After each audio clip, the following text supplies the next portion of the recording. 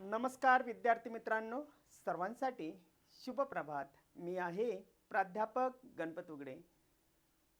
गणपत उगडे मराठी व्याकरणमध्ये आपल्या सर्वांचे मनपूर्वक स्वागत. चला तर मित्रांनो, आज आपण पाहणार आहोत मराठी व्याकरणातील अतिशय महत्त्वाचा घटक आणि तो आहे मराठी भाषेतील वृत्तरचना. काय आहे रे? वृत्तरचना. चला तर या वृत्तरचनेच्या संदर्भात आज आपण विचार करणार आहोत. चला आपण पाहतोय आजची वृत्तरचना. लक्षात घ्या, आजचा आपला घटक आहे मराठी भाषेतील वृत्तरचना. या वृत्तरचनेच्या संदर्भात विचार करत असताना परीक्षेला तुमची मग पोलीस भरती असेल, संयुक्त गट ब असेल अथवा वनरक्षक असेल, इतर कोणतीही परीक्षा असेल, या परीक्षेला याच्यावरती प्रश्न कसे विचारले जातात, अर्थातच प्रिव्हियस इयर क्वेश्चन.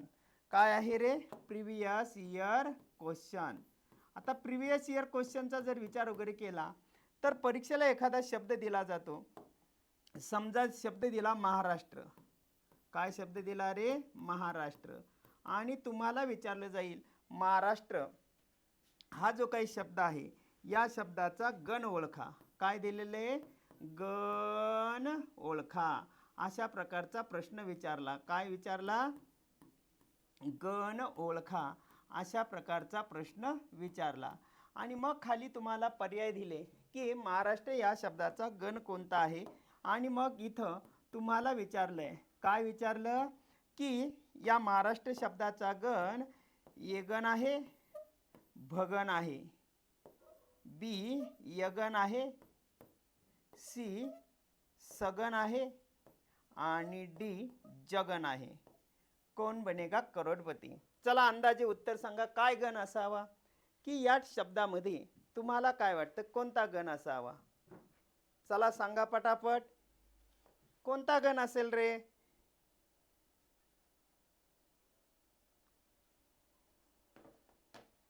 चला, महाराष्ट्र या शब्दाचा गण ओळखा. आता तुम्हाला योग्य उत्तराची निवड करायची आहे.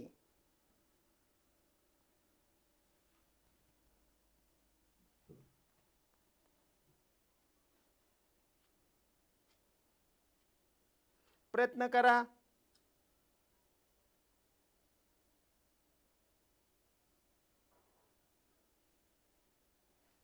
पहा मित्रांनो, सगळ्यात पहिल्यांदा इथं जर तुम्हाला योग्य उत्तराची निवड करायची असेल तर सगळ्यात पहिल्यांदा तुम्हाला माहीत पाहिजे गण म्हणजे काय.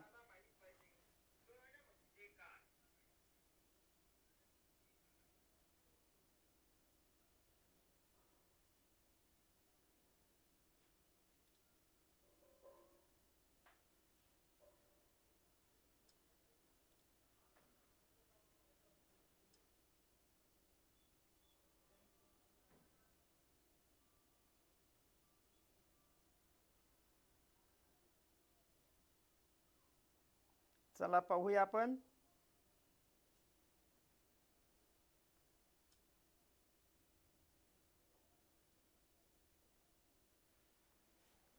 ठीक आहे, चला आता आपण विचार करूया गण म्हणजे काय. बरोबर. आता गण याचा अर्थ सगळ्यात पहिल्यांदा तुम्हाला या ठिकाणी माहीत असणं गरजेचं आहे. ते म्हणजे गण म्हणजे काय. गण म्हणजे काय हे तुम्हाला प्रथमतः माहीत असणं गरजेचं आहे. कारण का तर इथं जर उत्तराचा विचार वगैरे केला तर उत्तराचा विचार करत असताना याचा यगण आहे, ही बाकीची उत्तरं चुकीची आहेत. आता यगणच का, यच का, याचं जर उत्तर वगैरे पाहिलं तर या उत्तराचा जर विचार वगैरे केला तर उत्तराचा विचार करत असताना या ठिकाणी शब्द आहे महाराष्ट्र. बरोबर. आता गण हा नेहमी 3 शब्दांचा पडत असतो. हे लघु आहे, गुरु आहे, गुरु आहे आणि मग हे आहे यगण. ये का मतलब होता है यमाचा. काय आहे रे? यमाचा. लघु गुरु गुरु. काय आहे? लघु गुरु गुरु. आणि म्हणून या ठिकाणी य म्हणजे यमाचा, महाराष्ट्र या शब्दाचा गण कोणता आहे रे? यगण आहे. परत मित्रांनो तुम्हाला याच्यावरतीच प्रश्न विचारला जाईल. काय विचारला जाईल की महाराष्ट्र या शब्दाच्या मात्रा ओळखा. महाराष्ट्र हा जो शब्द आहे ना याच्या तुम्हाला काय करायचं आहे? मात्रा ओळखा. अशा प्रकारचा प्रश्न विचारला मात्रा ओळखा. आता मात्रा ओळखा म्हटल्यानंतर मग आता तुम्हाला या ठिकाणी लक्षात घ्यायचे मात्रा ओळखताना हा प्रश्न दुसरा विचारलेला आहे. मग तुम्हाला शिकावं लागेल इथं मात्रा म्हणजे काय. सगळ्यात पहिली गोष्ट इथं तुम्हाला माहीत पाहिजे मात्रा म्हणजे काय. मात्रा म्हणजे काय, तरच तुम्हाला उत्तर देता येईल, अन्यथा उत्तर देता येणार नाही. मग इथं तुम्हाला विचारलं जाईल की महाराष्ट्र या शब्दाच्या मात्रा किती 4 आहेत. बी पर्याय दिला 5 आहे, सी पर्याय दिला 6 आहे आणि डी पर्याय दिला 7 आहे. किती मात्रा असाव्यात अंदाजे सांगा. तुम्हाला जे उत्तर वाटते ते सांगा की महाराष्ट्र या शब्दाच्या एकूण किती मात्रा आहेत. चला पटापट सांगा. का मात्रा म्हणजे काय माहीतच नाही तुम्हाला. तर मित्रांनो, महाराष्ट्र या शब्दाच्या मात्रांचा जर विचार वगैरे केला, लघु गुरु गुरु गुरु, लघु असेल तर 1 मात्रा, गुरु असेल तर 2 मात्रे, 2 4 6 7, म्हणजे महाराष्ट्र हा शब्द 7 मात्रांचा आहे आणि म्हणून याचं उत्तर आहे 7. ही बाकीची उत्तरं काय आहे रे, चुकीची आहेत. म्हणजेच थोडक्यात वृत्तरचनेवरती तुम्हाला या टाईपचे प्रश्न विचारले जातात. या प्रश्नांची उत्तरं येण्यासाठी आता आपण पाहणार आहोत मराठी भाषेतील वृत्तरचना. मित्रांनो, इथं पहा, ही आपल्याला पाहिजे आहे वृत्तरचना. काय पाहणार आहोत, वृत्तरचना. पण एक गोष्ट इथं लक्षात घ्या, ज्याप्रमाणे एखाद्या इमारतीचं बांधकाम करायचं आहे, बांधकाम करायचं म्हटल्यानंतर सगळ्यात पहिल्यांदा आपल्याला पाण्याची व्यवस्था करावी लागते, नंतर सिमेंट आणावं लागतं, सिमेंट नंतर काय पाहिजे रे आपल्याला, विटा हव्या असतात, विटानंतर काय हवी असते, वाळू हवी असते, त्याचबरोबर काय पाहिजे रे, कारागीर पण पाहिजे, कारागीर. आता पहा बरं का, सिमेंट आहे, विटा आहे, वाळू आहे, कारागीर आहे आणि फक्त पाणीच नाही, बांधकाम होणार आहे का रे, म्हणजे या ठिकाणी पाणी जरुरीचं आहे. बरं, पाणी आहे, सिमेंट नाही, पण सिमेंट पण जरुरीचं आहे. त्याचबरोबर हे पाणी सिमेंट सगळं आहे, विटाच नाही, पण विटा पण महत्त्वाच्या आहे, वाळू पण महत्त्वाचे आहे, कारागीर पण महत्त्वाचा आहे, तरच मजबूत आणि पक्क बांधकाम होणार आहे, बरोबर. आणि म्हणून जी गोष्ट व्यक्तीची तीच गोष्ट कोणाच्या बाबतीत असते, भाषेच्या बाबतीत. म्हणजे वृत्तरचना जर तुम्हाला लक्षात घ्यायची असेल तर वृत्तरचना लक्षात घेण्यासाठी 13 महत्त्वाच्या संकल्पना आहेत. काय सांगितलं पहा, वृत्तरचना. वृत्तरचना लक्षात घेण्यासाठी, वृत्तरचना लक्षात घेण्यासाठी 13 महत्त्वाच्या संकल्पना. 13 महत्त्वाच्या काय आहे रे, संकल्पना. ज्याला ह्या 13 संकल्पना समजल्या त्यालाच वृत्त लक्षात येत असतं, अन्यथा वृत्त तुमच्या लक्षात येणार नाही. ओके, मग आता ह्या 13 संकल्पना तरी कोणत्या आहे, तर 13 संकल्पनामध्ये पहिली जी काही संकल्पना आहे तिला म्हटलं जातं गद्य. दुसरी जी संकल्पना आहे तिला म्हटलं जातं पद्य.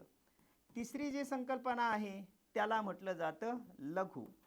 चौथी जी संकल्पना आहे त्याला म्हटलं जातं गुरु. पाचवी जी संकल्पना आहे त्याला म्हटलं जातं मात्रा. सहावी जी संकल्पना आहे त्याला म्हटलं जातं यती.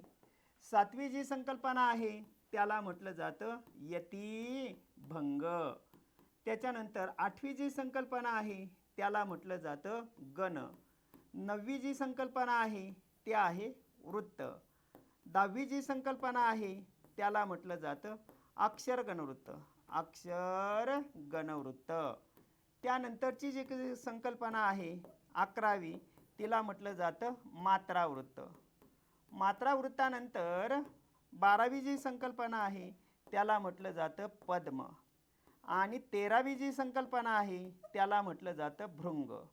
म्हणजे जर वृत्तरचना तुम्हाला लक्षात घ्यायची असेल तर ही वृत्तरचना लक्षात घेण्यासाठी या 13 महत्त्वाच्या संकल्पना अतिशय महत्त्वाच्या आहेत. पहा, वाचा, घ्या, लक्षात घ्या.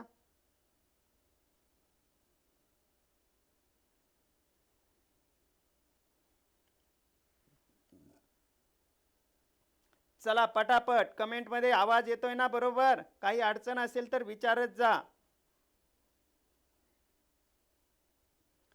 झटपट पटापट.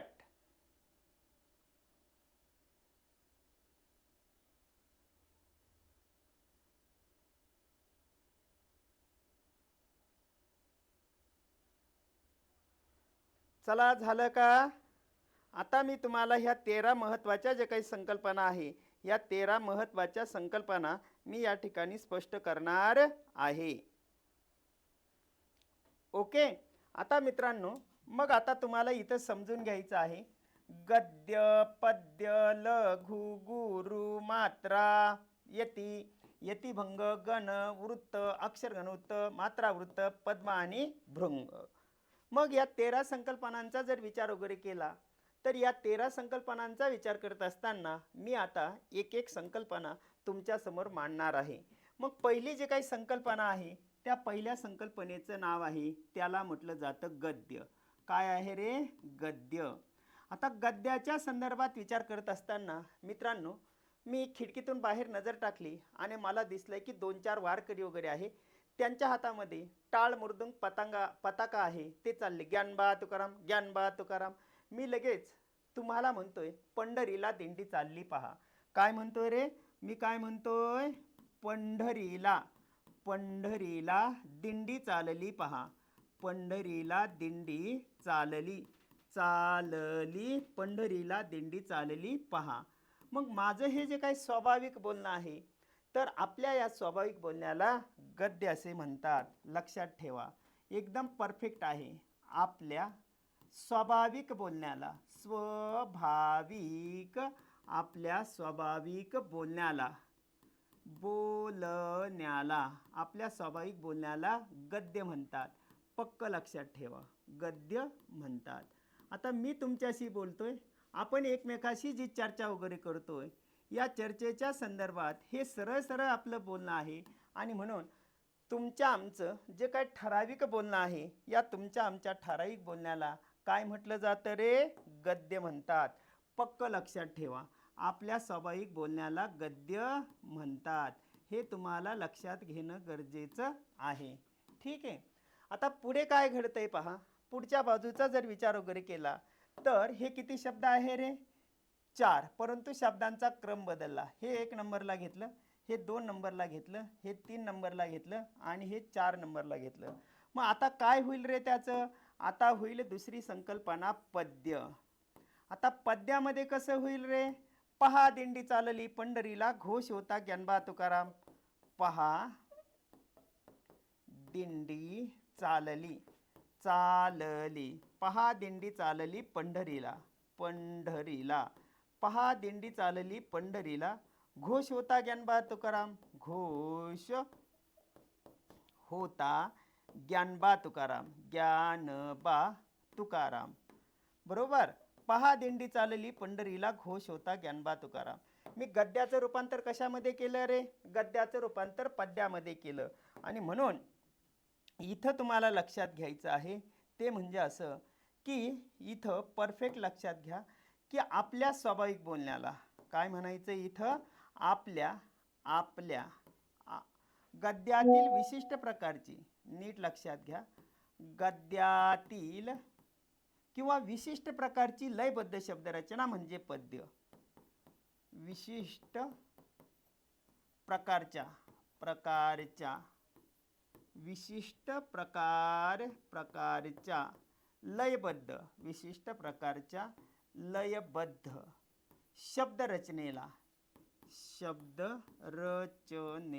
रचनेला पद्य म्हणतात. नीट लक्षात ठेवा, काय सांगितलं पहा, की विशिष्ट प्रकारच्या लयबद्ध शब्दरचनेला पद्य म्हणतात. मग तुमचं आमचं जे काही स्वाभाविक बोलणं आहे, तुमच्या आमच्या स्वाभाविक बोलण्याला गद्य म्हणतात.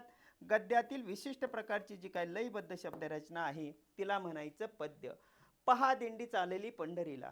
मी जर म्हटलं की माणसाच्या जीवनामध्ये सुखापेक्षा दुःखच अधिक आहे, सरळ गद्य झालं. पण एक धागा सुखाचा, 100 धागे दुःखाचे, जर तारी हे वस्त्र मानवा तुझ्या आयुष्याचे. म्हणजे गद्याचं रूपांतर कशामध्ये झालंय रे? गद्याचं रूपांतर पद्यामध्ये झालेलं आहे. गद्याचं रूपांतर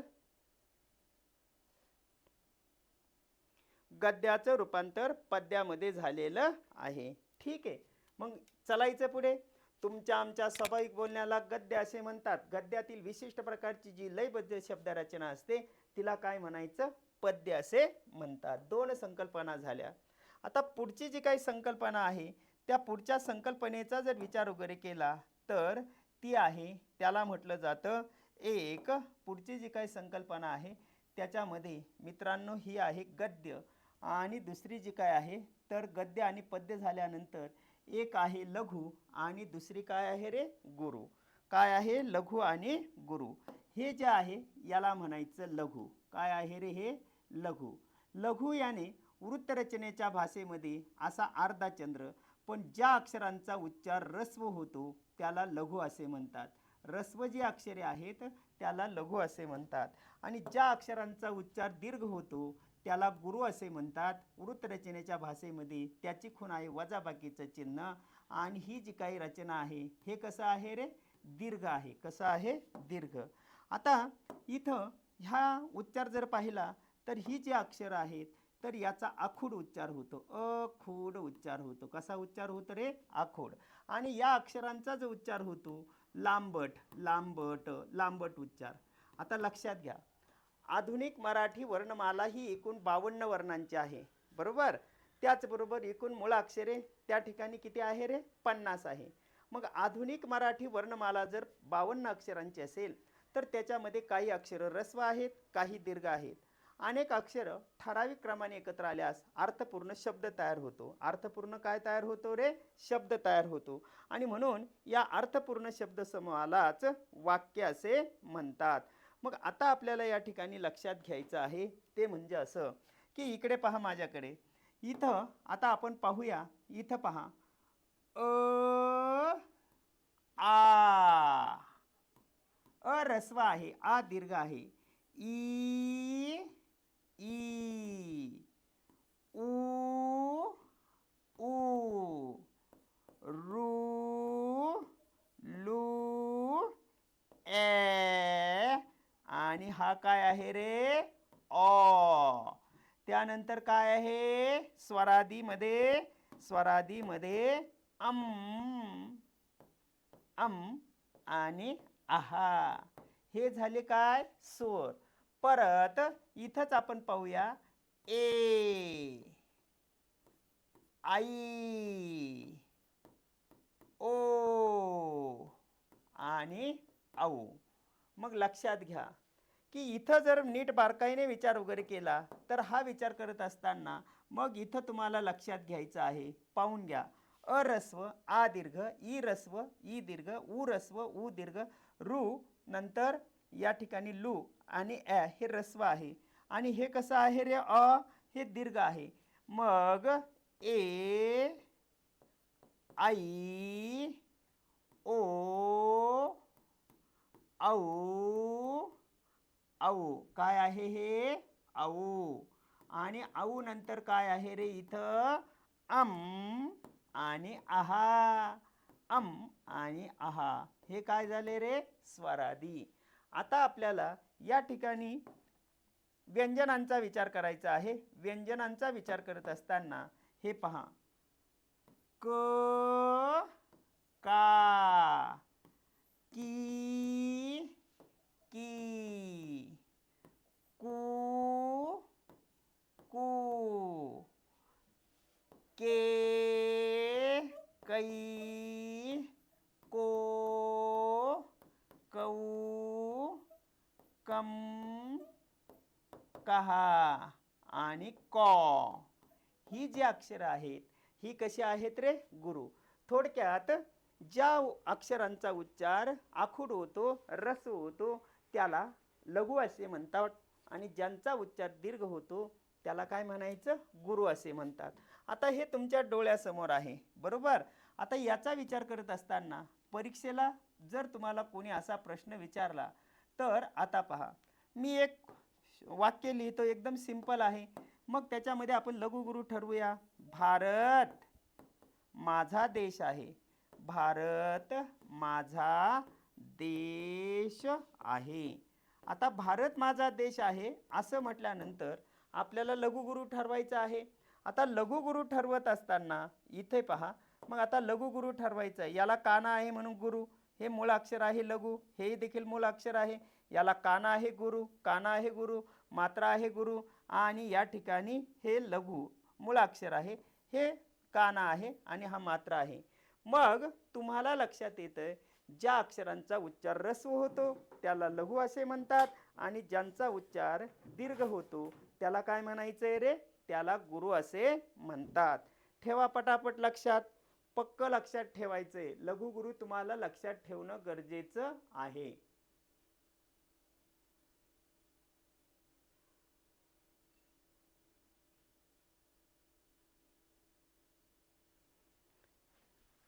ठीक आहे. आता या ठिकाणी आपण पुढील भागाचा अभ्यास करणार आहोत. आता पुढील भागाचा अभ्यास करत असताना इथं तुम्हाला लक्षात घ्यायचं आहे ते म्हणजे असं की हे लघु गुरु झालं, परंतु याच्यानंतर काय तुम्हाला मात्रा सांगितल्या होत्या. मात्रा याचा अर्थ असा, एखाद्या अक्षराचा उच्चार करण्यासाठी जो कालावधी लागतो त्या कालावधीला मात्रा असे म्हणतात. एखाद्या अक्षराचा उच्चार करण्यासाठी लागणारा कालावधी. आता नीट लक्षात ठेवा. पहा, मात्रा म्हणजे काय, मात्रा म्हणजे काय, तर मात्रा मात्रा याचा अर्थ असा, एखाद्या अक्षराचा उच्चार करण्यासाठी, एखाद्या अक्षराचा उच्चार करण्यासाठी, एखाद्या अक्षराचा उच्चार करण्यासाठी जो कालावधी लागतो, जो कालावधी लागतो त्यास मात्रा म्हणतात, त्यास मात्रा म्हणतात. लक्षात ठेवा, एखाद्या अक्षराचा उच्चार करण्यासाठी जो कालावधी लागतो त्यास मात्रा असे म्हणतात. मग इथं तुम्हाला लक्षात ठेवायचं आहे ते म्हणजे असं की मित्रांनो, लघु जर असेल, हे जे लघु आहे ना, ही जी अक्षरे आहे ना, तर याला म्हटलं जातं एक मात्रा. लघु जर असेल तर किती मात्रा रे, एक मात्रा. म्हणजे इथं लघु असेल, लघु असेल तर किती मात्रा दिल्या जातात, एक मात्रा. आणि या ठिकाणी हे गुरु असेल तर याला किती मात्रा दिल्या जातात, दोन मात्रा.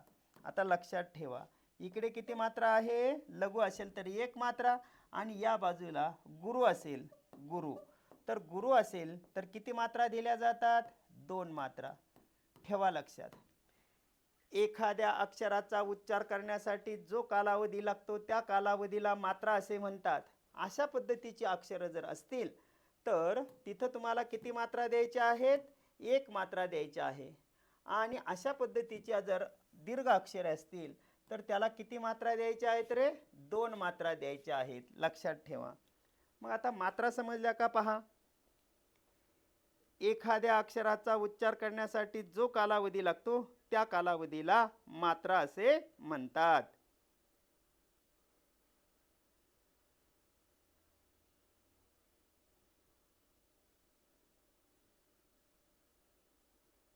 ठेवा लक्षात.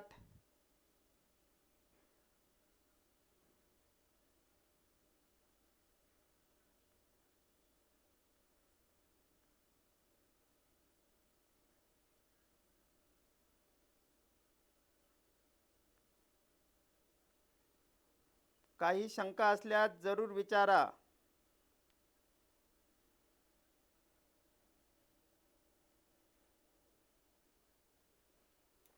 चलायचं पुढे. मग समजलंय. तुमच्या आमच्या स्वाभाविक बोलण्याला गद्य म्हणतात. गद्यातील विशिष्ट प्रकारची जी लयबद्ध शब्दरचना असते तिला पद्य म्हणतात. त्याच्यानंतर ज्या अक्षरांचा उच्चार ऱ्हस्व होतो त्याला लघु म्हणतात, ज्यांचा उच्चार दीर्घ होतो त्याला गुरु म्हणतात. एक मात्रा म्हणजे काय, तर एखाद्या अक्षराचा उच्चार करण्यासाठी जो कालावधी लागतो त्या कालावधीला मात्रा म्हणतात. मग लघु असेल तर एक मात्रा आणि गुरु असेल तर दोन मात्रे. आता तेच उदाहरण जर आपण पाहिलं तर उदाहरण पहा मात्रांच्या संदर्भात. इथं मी लिहिलं भारत माझा देश आहे. भारत माझा देश आहे, असंच वाक्य होतं, भारत माझा देश आहे. बरोबर. आता भारत माझा देश आहे म्हटल्यानंतर इथं तुम्हाला लक्षात घ्यायचं आहे, आपण लघु गुरु याला काना आहे म्हणून हे गुरु आहे, हे लघु आहे, हेही लघु आहे, गुरु आहे, गुरु आहे, गुरु आहे, लघु आहे, गुरु आहे, गुरु आहे. मग आपलं ठरलं होतं ना, लघु असेल तर एक मात्रा, गुरु असेल तर दोन मात्रे. मग झाले आपले मात्रे या ठिकाणी पहा. हे 2 1 1 2 2 2 1 2 आणि 2. आता मात्र तुमच्या पक्क लक्षात आलंय की या ठिकाणी लघुगुरु हे जे काही क्रम आहे हे देखील आपण ठरवलेले आहेत. ठीक आहे. आता आपल्याला पुढच्या भागाचा विचार करायचा आहे आणि तो पुढच्या भागाचा विचार करत असताना आता आपण पाहणार आहोत यती. काय पाहणार आहोत रे? कितवी संकल्पना झाली? गद्य, पद्य, लघु, गुरु आणि मात्रा झाल्या. 6वी जी काही संकल्पना आहे त्या 6व्या संकल्पनेचा जर विचार वगैरे केला तर ती आहे यती. काय आहे रे? यती. आता यती म्हणजे काय? एक उदाहरण आपण घेऊया. उदाहरणाद्वारे मी तुम्हाला समजून सांगतो.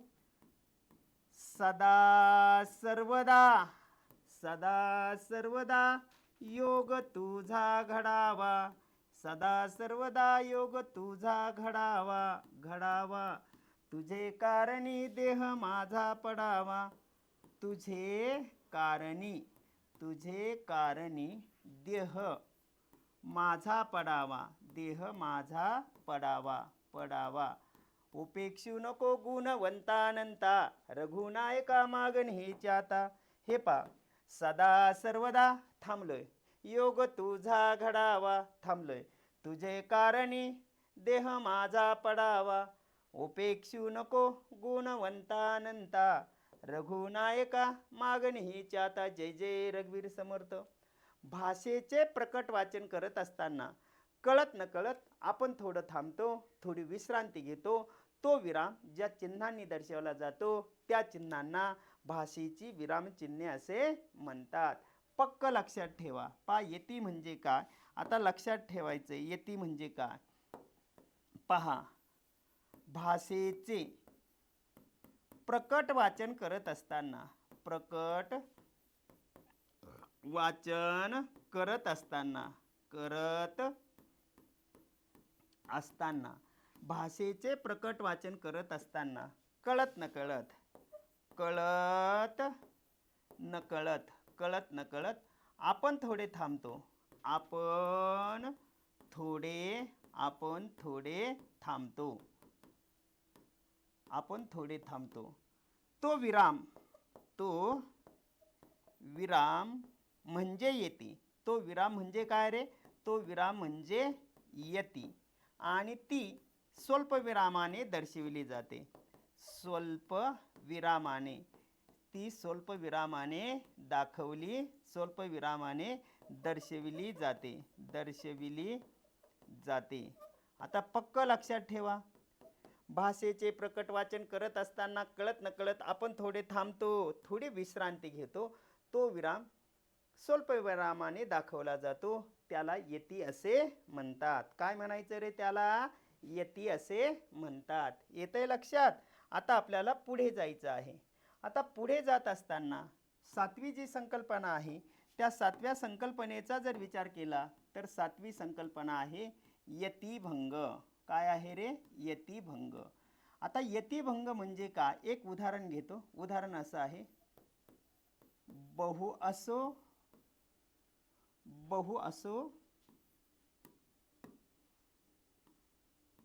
बहु असो सुंदर, बहु असो सुंदर, संपन्न की महान, संपन्न की महान, प्रिय अमुचा महाराष्ट्र देश हा, प्रिय अमुचा, प्रिय अमुचा महाराष्ट्र देश हा, महाराष्ट्र देश हा. काय होतंय पहा. हे एक मी उदाहरण घेतलं. या उदाहरणाचा जर विचार वगैरे केला तर उदाहरण असं होतं पहा. इथं काय म्हटलेलं आहे? इथं महाराष्ट्र शब्द तोडलेला आहे.